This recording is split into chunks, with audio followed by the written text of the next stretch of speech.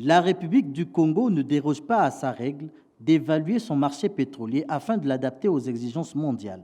Une tradition qui s'est encore perpétuée ce 10 avril par la tenue à Pointe-Noire du comité des prix au premier trimestre 2024 à l'initiative de la société Perenco. Cette réunion de fixation des prix est donc une occasion d'échange que nous souhaitons fructueux sur ces sujets, sur ces dynamiques qu'il nous faudra analyser et comprendre afin de valoriser au mieux le pétrole produit en République du Congo.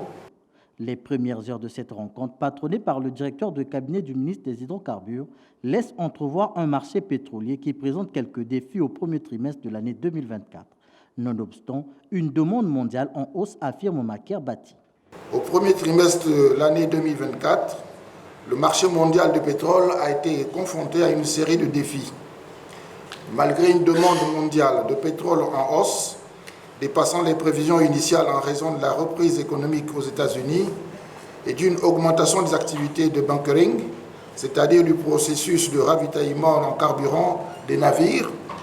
De plus, la politique de réduction de la production mise en place par l'OPEP+, ont contribué à atténuer les fluctuations du marché. Des défis qui n'empêchent pas tout de même d'être opportunistes. Des perspectives plus encourageantes sont annoncées. Malgré ces défis, l'optimisme subsiste encore, car une augmentation de l'offre mondiale de pétrole pour l'année 2024 est envisagée. Les améliorations dans les marges de raffinage ainsi que dans les traitements de brut par raffinerie sont attendues.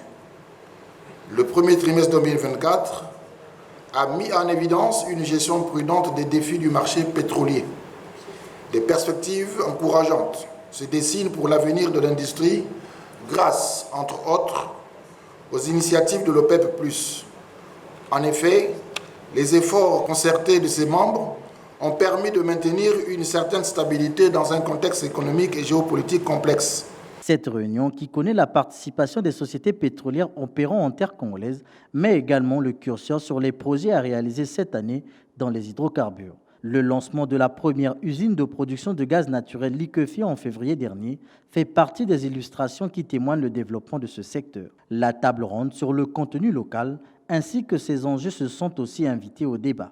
Le Congo-Brazzaville, notre pays, a mis sur le rail deux initiatives majeures qui symbolisent notre engagement envers un secteur énergétique dynamique. Le projet de gaz liquéfié GNL et la récente table ronde sur le contenu local. Le projet GNL est le fruit d'une collaboration étroite entre notre gouvernement, des partenaires internationaux et des acteurs locaux, illustrant notre capacité à unir nos forces pour l'innovation.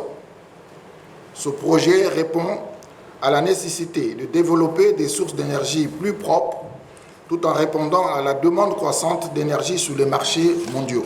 En se plaçant sur les rails de la diversification économique, le Congo devrait donner du contenu à ses activités pétrolières. L'objectif est d'attirer plus de partenaires capables de répondre aux attentes du pays en ce sens.